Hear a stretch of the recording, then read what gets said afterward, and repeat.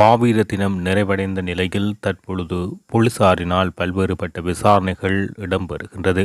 பல நபர்கள் குற்றப்புலனாய்வு பிரிவினரால் அழைக்கப்பட்டு விசாரிக்கப்படுகிறார்கள். இன்றைய தினமும் இருவர் கொக்குவில் பகுதியைச் சேர்ந்த இருவர் யாழ்ப்பாண போலீசாரால் விசாரணைக்கு அழைக்கப்பட்டு வாக்குமூலங்கள் பெறப்பட்டுள்ளது. இது தொடர்பான விடயங்களை நாம் பார்ப்போம்.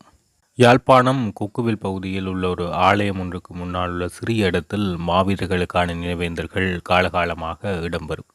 அந்த வகையில் இந்த முறையும் மாவீரர்களுக்கான நினைவேந்தல் இடம்பெற்றது. அந்த மாவீர நினைவேந்தல்கள் தற்பொழுது நிறைவடைந்துள்ளது அனைவருக்கும் தெரியும். இந்த நிலையில் அந்த மாவீர நினைவேந்தலை மேற்கொண்டதாக இருவர் இன்று அழைக்கப்பட்டு யாழ்ப்பாணம் போலீசாரால் அழைக்கப்பட்டு வாக்குமூலங்கள் பெறப்பட்டது. நமக்கு தெரியும், இதற்கு முன்னரும் பல்வேறு விதமான விசாரணைகள் தமிழர் பகுதிகளில் இடம்பெற்றது.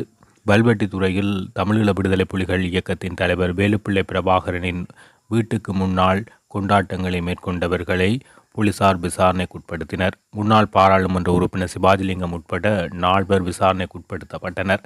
தடை செய்யப்பட்ட அமைப்பின் இயக்கத்தின் தலைவரின் புகைப்படம், அது தொடர்பான தடை செய்யப்பட்ட கொடி காட்சிகள், படங்கள் என்பன காட்சிப்படுத்தப்பட்டதாக குறிப்பிட்டு விசாரணைகள் மேற்கொள்ளப்பட்டது.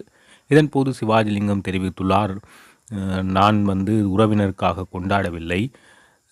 பிரபாகரன் என்பவர் தமிழ் தேசியத்தின் தலைவர். இதனை முன்னாள் பிரதமர் ரணில் விக்ரமசிங்க அப்போது மேற்கொண்ட ஒப்பந்தத்தின் ஊடாக அவர் கைச்சாத்திட்டு அதனை நிரூபித்துள்ளார் என போலீசுக்கு அவர் தெரிவிக்கின்றார்.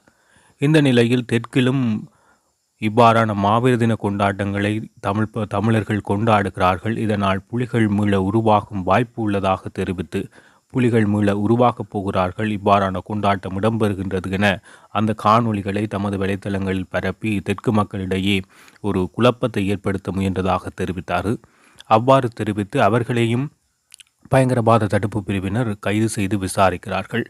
ஆனால் அது திசை திரும்புகிறது. எவ்வாறென்றால், தெற்கில் குற்றஞ்சாட்டப்பட்ட நபர்கள் வடக்கில் கொண்டாடப்பட்ட நிகழ்வுகளை அவர்கள் பதிவிட்ட காணொளிகளை எடுத்து அந்த காணொளிகளை பதிவிட்டது தான் இந்த பிரச்சினைக்குள் சிக்கினார்கள். ஆகையால் நீதிபதி கேள்வி எழுப்புகிறார், இந்த காணொளியை முதலில் உருவாக்கியவர்களை நீங்கள் விசாரணை செய்துள்ளீர்களா, அவர்களை இனங்கண்டுள்ளீர்களா என்ற ரீதியில் அந்த வழக்கு திசை திருப்பப்படுகிறது. இதனால் இது தமிழர்களுக்கு பாதிப்பாக அமைகின்றது. தமிழ் பகுதியில் பயங்கரவாதிகளை கொண்டாடினார்கள், தடை செய்யப்பட்ட அமைப்பினரை நினைவு கூர்ந்தார்கள் என்ற எண்ணக்கருவை நீதிமன்றத்தினூடாக அனுர் அரசாங்கம் விதைக்கிறது. இது ஒரு புதிய அணுகுமுறையாக காணப்படுகின்றது. அனுர் அரசாங்கத்தின் பயங்கரவாத தடை சட்டத்தை சட்ட ரீதியாக பயன்படுத்துகின்ற அனுர் அரசாங்கம் மாற்றம் என்று ஒரு புறம் கூறுகின்றது, அனைவரும் சமம் என கூறுகின்றது, இனவாதத்தை பேச வேண்டாம் என கூறுகின்றது. ஆனால் சட்டத்தின் ஊடாக வித்தியாசமான ஒரு முகத்தை அனுர் அரசாங்கம் மக்களுக்கு காட்டுகிறது. அந்த குறிப்பிட்ட தெற்கு சமூக சிவில் அமைப்பினரை அவர் பகிரப்பட்ட காணொளியானது வெளிநாடுகளில் புலம்பெயர் நாடுகளில் கொண்டாடப்பட்ட தமிழ் மக்களால் கொண்டாடப்பட்ட மாவீர தின நிகழ்வுகளின் காட்சிகளை பகிர்ந்துள்ளார். அங்குதான் தடை செய்யப்பட்ட இலங்கை அரசாங்கம் தடை செய்ததாக குறிப்பிடும் சில புகைப்படங்கள், கொடிகள் என்பன காட்சிப்படுத்தப்பட்டது. இங்கு அவ்வாறு காட்சிப்படுத்தப்படவில்லை. ஆனால் பாதுகாப்பு அமைச்சர் பாராளுமன்றத்தில் தெரிவிக்கின்றார், 16 இடங்களில் புலிகொடிகள் பறக்க விடப்பட்டதாக. அதை நீதிமன்றத்திலும் சுட்டிக்காட்டுகின்றனர். எனவே இவ்வாறு ஒரு குழப்பமான நிலைமை தமிழ் மக்கள் மத்தியில் மாவீர தினத்தை அனுஷ்டிக்க விட்டு இப்பொழுது அச்சுறுத்தலை ஏற்படுத்தும் விதமாக அரசாங்கம் சட்டத்தினூடாக, பயங்கரவாத தடுப்பு சட்டத்தினூடாக, குற்றப்புலனாய்வு பிரிவினரின் ஊடாக ஒரு மறைமுகமான முகத்தை, மறைமுகமான அச்சத்தை தமிழர்கள் மத்தியில் ஏற்படுத்துகிறது. இந்த பேர் அமுதன். நான் கொக்குவில் சந்தையில் மாவீர தினம் செய்ததாக இன்று காலையில் போலீசாரால் என்ன ஜாழ் போலீஸ் நிலையத்துக்கு வர வச்சு என்ன ஒரு 3/4 மணி நேரமாக அவர்கள் சில கேள்விகளை கேட்டார்கள். நாங்கள் இந்த ஆறு என்னென்று செய்த நீங்கள், ஆறு இதை ஒழுங்குபடுத்தினது, உங்களுக்கு காசுகள் என்னென்று வந்தென்று சொல்லி கேட்டார்கள். அதன் பிறகு நாங்கள் ஒரு லோ ஒன்று அடித்து முன்னுக்கு வச்சிருந்தாங்க. அது காட்டிய பூ அதுகள் எல்லாம் எங்கால் எடுத்தனீங்கன்ற நாங்கள் அதை நெற்றில் எடுத்தினாங்கன்னு சொல்லி அது சம்பந்தமா எங்கள்கிட்ட கேள்வியை கேட்டாங்க. பொண்ணுடன் வேறு யாரும் சேர்ந்து செய்ததான் சில எனது சிநேகரோடு தான் எனக்கு உதவியாக நின்று இது முழு விஷயத்தையும் செய்தவர். மற்ற எங்கள்கிட்ட கொடி அடிச்சு நாங்கள் டெய்லர் கடையில் கொடுத்து கொடி அடிச்சு நாங்கள் அந்த கொடி அடித்தது அவர்களையும் போய் விசாரிச்சிருக்கிறார்கள். ஒரு இனி எங்களுக்கு அப்படி செய்து கொடுக்காத மாதிரிக்கு அவையையும் ஒரு இடத்துல மாதிரி அப்படி கேட்டிருக்கிறார்கள். அது எங்களுக்கு அந்த பாக்கு கன்றுகள் இனியும் செய்த ஒருத்தர் அந்த இறந்தவர்கள் நினைவாக கொடுக்கறதுக்கு அவையையும் போய் விசாரணை செய்தார்கள். இன்று எங்களை முக்காமணி சேலம் அளவில் விசாரணை செய்து இப்போ மணிவண்ணன் சார் வந்து என்ன பிரச்சனை நடந்துன்னு கேட்டு எங்களை வெளியில் வந்துட்டோம்.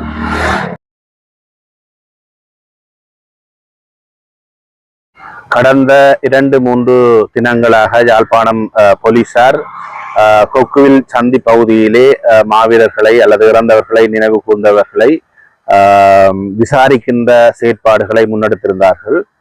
கொக்குவில் சந்தி பகுதியிலே கடைகளை வைத்திருந்த பலரிடமும் வாக்குமூலங்களை பெற்றிருந்தார்கள்.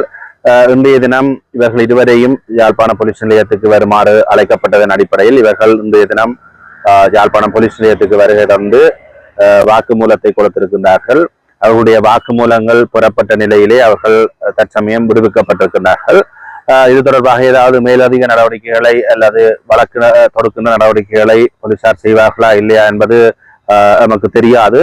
அவ்வாறு நடவடிக்கைகள் எடுக்கப்படுமாக இருந்தால் நாங்கள் இவர்கள் சார்பிலே வழக்கு நடவடிக்கைகளை எதிர்கொள்வதற்கு நாங்கள் தயாராக இருக்கின்றோம். இதிலே குறிப்பிடப்பட வேண்டிய ஒரு விடயம் என்னவென்றால், அனுரகுமார திசாநாயக்காவினுடைய NPP அரசாங்கம் ஆட்சி அமைக்கப்பட்ட பின்னர் இந்த நினைவேந்தல் நிகழ்வுகளை செய்வதற்கு எந்த தடையும் இல்லை அல்லது அது அவர்களுடைய உரிமை என்கின்ற அடிப்படையிலே அரசாங்கம் தெரிவித்து வந்திருந்தது. அவை பத்திரிகைகளிலும் செய்திகளாக வந்திருந்த நிலையிலே தங்களுடைய இறந்த உறவுகளை நினைவு கூறுகின்ற நிகழ்வுகளை செய்தவர்கள், அதிலும் குறிப்பாக கொக்குவில் சந்தி பகுதியிலே செய்தவர்கள் விசாரணைக்காக அழைக்கப்படுவது என்பது உண்மையிலே ஒரு இரட்டை நிலைப்பாட்டை காண்பிக்கிறது. நாங்கள் ஒரு பக்கத்தாலே அரசியல் காரணங்களுக்காக அவர்களை நினைவேந்த அனுமதிப்போம் என்பதும், நினைவேந்தல்களை செய்தவர்களை போலீஸ் நிலையத்துக்கு வரவழைத்து விசாரணைகளை செய்வதென்பதும் ஒரு முரண்நகையான ஒன்றுக்கொண்டு முரண்பாடான ஒரு விடயமாக இருக்கிறது. நாங்கள் எங்களுடைய நினைவேந்தல்களை, எங்களுடைய இறந்த உறவுகளை நினைவு கூறுகின்ற விடயத்திலே நாங்கள் சுதந்திரமாக எந்தவித இடையூறுமின்றி நாங்கள் நினைவேந்த அனுமதிக்கப்பட வேண்டும் என்பது எங்களுடைய நிலைப்பாடாக இருக்கிறது. ஆகவே இந்த ஆட்சி மாற்றம் என்பது நினைவேந்தல்கள் விடயத்திலே பெரிதாக ஒரு மாற்றத்தையும் கொண்டு வரவில்லை என்பதை இவ்வாறான நிகழ்வுகள் எங்களுக்கு சுட்டி காட்டுகின்றன. நாங்கள் எத்தகைய தடைகள் ஏற்படுத்தப்பட்டாலும், இவ்வாறான கைதுகள் இடம்பெற்றாலும் நாங்கள் அவர்கள் தொடர்பாக எதிர்காலத்திலே நாங்கள் வழக்குகளில் ஆஜராகுவதற்கு நான் தயாராக இருக்கின்றேன். அதே போன்று இவ்வாறான நினைவேந்தல்களை நாங்கள் தொடர்ந்தும், அது எங்களுடைய உரிமை. பயங்கரவாத தடை சட்டத்தின் கீழே இறந்தவர்களை நினைவு கூறுவது அல்லது விடுதலை புலிகளை கூட நினைவு கூறுவது தடையாக சித்தரிக்கப்பட்டிருக்கவில்லை. 2011ஆம் ஆண்டு வெளியிடப்பட்ட வர்த்தமானியிலே சொல்லப்பட்டிருக்கிற விடயம், விடுதலை புலிகளுடைய சின்னங்கள், சீருடைகளை பயன்படுத்துவதுதான் தடை செய்யப்பட்ட விடயங்களாக குறிப்பிடப்பட்டிருக்கிறது. கடந்த முறை நல்லூர் பகுதியிலே தியாகதீபம் திலீபன் அவர்களுடைய நினைவேந்தல் நிகழ்வுகள் செய்யக்கூடாது என ஒரு வழக்கு யாழ்ப்பாண நீதவான் நீதிமன்றத்திலே முற்படுத்தப்பட்ட பொழுது அதிலே நானும் ஒரு கட்சிக்காரராக இருந்தேன். அதிலே தடையை கோரி போலீசார் பயங்கரவாத தடை சட்டத்தின் கீழும் அதன் அடிப்படையில் வெளியிடப்பட்ட வர்த்தமான பிரசுரம் தொடர்பிலும் குறிப்பிட்டு இந்த தடையை விதிக்க வேண்டும் என்று கௌரவ நீதிவான் அவர்களிடம் விண்ணப்பித்த போது, நினைவேந்துகின்ற விடயம் பயங்கரவாத தடுப்பு சட்டத்திலோ அல்லது வர்த்தமான பிரசுரத்திலோ தடை செய்யப்படவில்லை என்பதை கூறி அந்த தடை உத்தரவை வழங்க கௌரவ மன்று மறுத்திருந்தது. ஆகவே நினைவேந்தல் என்கின்ற விடயம் பயங்கரவாத செயற்பாடு அல்ல. ஈவன் ஜேவிபியினுடைய தலைவர்களை, இறந்தவர்களை நினைவு கூன்ற நிகழ்வை கூட ஜேவிபியினர், அதாவது இன்றைய ஆட்சியாளர்கள் தென்னிலங்கையிலே நவம்பர் மாதத்திலே அவர்களும் செய்திருக்கிறார்கள். ஆகவே ஒரு காலத்திலே ஜேவிபியும் பயங்கரவாத அமைப்பாகத்தான் சித்தரிக்கப்பட்டிருந்தது, தடை செய்யப்பட்டிருந்தது. அவர்களுடைய தலைவர்கள் இங்கிருந்து தப்பி ஓடுகின்ற நிலைமை ஏற்பட்டிருந்தது. இன்று அவர்கள் சுதந்திரமாக நினைவேந்தல் நிகழ்வுகளை செய்கின்றார்கள் அவர்களுடைய இறந்த உறுப்பினர்களுக்கு. அதே போன்று தமிழ் மக்களும் தங்களுடைய பிள்ளைகளுக்கும், தங்களுடைய சகோதரங்களுக்கும், தங்களுடைய உறவினர்களுக்கும் நினைவேந்துகின்ற நிகழ்வை, கூட்டு நினைவேந்தலை சுதந்திரமாக செய்வதற்கு பயங்கரவாத தடுப்பு சட்டத்திலோ அல்லது இத்தகைய ஒரு சட்டத்திலோ இதுவரை தடை இல்லை. அந்த வகையில இவ்வாறான விசாரணைகளை எதிர்காலத்திலே போலீசார் செய்யக்கூடாது. அது தொடர்பிலே அரசாங்கம் உரிய நடவடிக்கை எடுக்க வேண்டும் என்பதையும் நான் இந்த சந்தர்ப்பத்திலே கேட்டுக்கொள்கின்றேன்.